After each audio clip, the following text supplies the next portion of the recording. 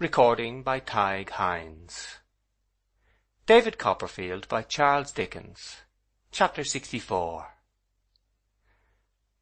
A Last Retrospect. And now my written story ends. I look back once more for the last time before I close these leaves. I see myself with Agnes at my side, journeying along the road of life.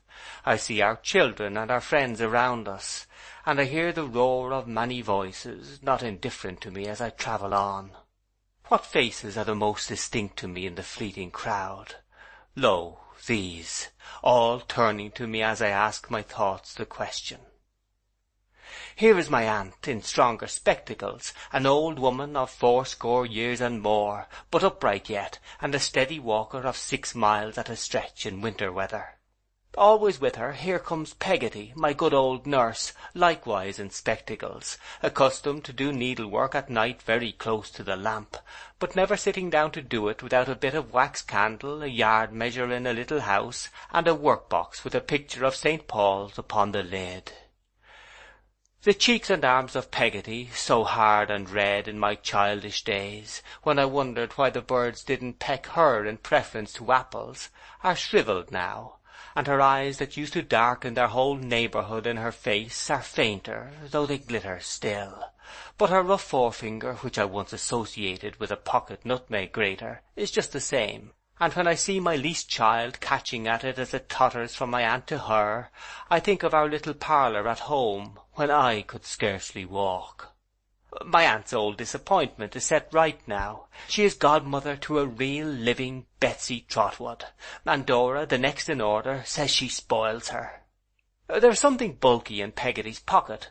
It is nothing smaller than the crocodile book, which is in rather a dilapidated condition by this time, with divers of the leaves torn and stitched across, but which Peggotty exhibits to the children as a precious relic. I find it very curious to see my own infant face looking up at me from the crocodile stories, and to be reminded by it of my old acquaintance Brooks of Sheffield. Among my boys this summer holiday time I see an old man making giant kites, and gazing at them in the air with a delight for which there are no words. He greets me rapturously, and whispers with many nods and winks, "Trotwood, you will be glad to hear that I shall finish the memorial when I have nothing else to do, and that your aunt's the most extraordinary woman in the world, sir." Who is this bent lady supporting herself by a stick, and showing me a countenance in which there are some traces of old pride and beauty, feebly contending with a querulous, imbecile, fretful wandering of the mind? She is in a garden, and near her stands a sharp, dark, withered woman, with a white scar upon her lip. Let me hear what they say. "Rosa, I have forgotten this gentleman's name."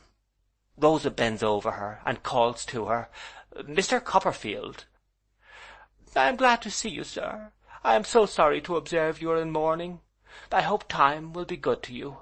Her impatient attendant scolds her, tells her I am not in mourning, bids her look again, tries to rouse her.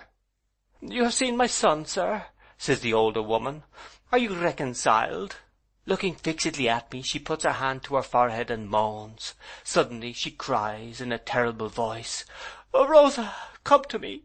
He is dead!" Rosa, kneeling at her feet, by turns caresses her and quarrels with her, now fiercely telling her, "I loved him better than you ever did," now soothing her to sleep on her breast like a sick child.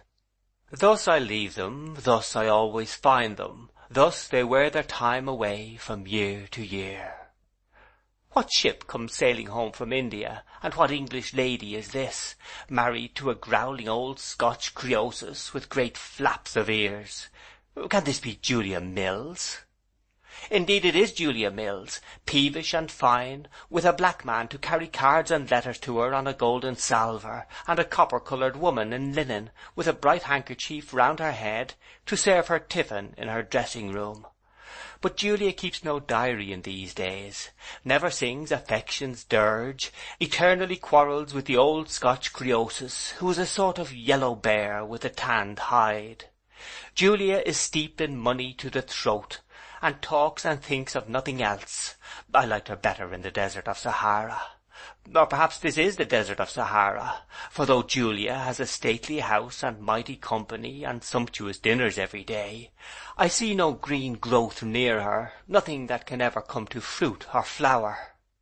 What Julia calls society I see, among it Mr. Jack Maldon from his patent place sneering at the hand that gave it to him, and speaking to me of the doctor as so charmingly antique. But when society is the name for such hollow gentlemen and ladies, Julia, and when its breeding is professed indifference to everything that can advance or can retard mankind, I think we must have lost ourselves in that same desert of Sahara, and had better find the way out. And lo, the doctor, always our good friend, labouring at his dictionary, somewhere about the letter D, and happy in his home and wife. Also the old soldier on a considerably reduced footing, and by no means so influential as in days of yore. Working at his chambers in the Temple with a busy aspect, and his hair, where he is not bald, made more rebellious than ever by the constant friction of his lawyer's wig, I come in a later time upon my old dear Traddles. His table is covered with thick piles of papers, and I say, as I look around me, "If Sophy were your clerk now, Traddles, she would have enough to do." "You may say that, my dear Copperfield, but those were capital days too in Holborn Court, were they not?" "When she told you would be a judge, but it was not the town talk then." "At all events," said Traddles, "if I ever am one, why, you know you will be. Well, my dear Copperfield, when I am one, I shall tell the story as I said I would." We walk away arm in arm. I am going to have a family dinner with Traddles. It is Sophy's birthday, and on our road Traddles discourses to me of the good fortune he has enjoyed. "I really have been able, my dear Copperfield, to do all that I had most at heart. There's the Reverend Horace promoted to that living at £450 a year. There are our 2 boys receiving the very best education and distinguishing themselves as steady scholars and good fellows. There are 3 of the girls married very comfortably. There are 3 more living with us, and there are 3 more keeping house for the Reverend Horace since Mrs. Crewler's decease, and all of them happy. Except, I suggest." "Except the beauty," said Traddles. "Yes, it was very unfortunate that she should marry such a vagabond, but there was a certain dash and glare about him that caught her. However, now we have got her safe at our house and got rid of him, we must cheer her up again." Traddles's house is one of the very houses, or it easily may have been, which he and Sophy used to parcel out in their evening walks.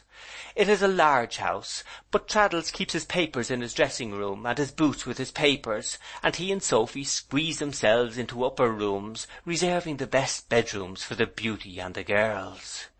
There is no room to spare in the house, for more of the girls are here, and always are here, by some accident or other, than I know how to count. Here, when we go in, is a crowd of them running down to the door and handing Traddles about to be kissed until he is out of breath. Here, established in perpetuity, is the poor beauty, a widow with a little girl. Here at dinner on Sophy's birthday are the 3 married girls with their 3 husbands, and one of the husband's brothers, and another husband's cousin, and another husband's sister, who appears to me to be engaged to the cousin. Traddles, exactly the same simple, unaffected fellow as ever he was, sits at the foot of the large table like a patriarch, and Sophy beams upon him from the head across a cheerful space that is certainly not glittering with Britannia metal. And now, as I close my task, subduing my desire to linger yet, these faces fade away. But one face, shining on me like a heavenly light by which I see all other objects, is above them and beyond them all, and that remains. I turn my head and see it in its beautiful serenity beside me. My lamp burns low, and I have written far into the night, but the dear presence, without which I were nothing, bears me company. O Agnes, O my soul, so may thy face be by me when I close my life indeed. So may I, when realities are melting from me like the shadows which I now dismiss, still find thee near me, pointing upward. End of chapter 64. That is the end of David Copperfield by Charles Dickens. Read by Tig Hines.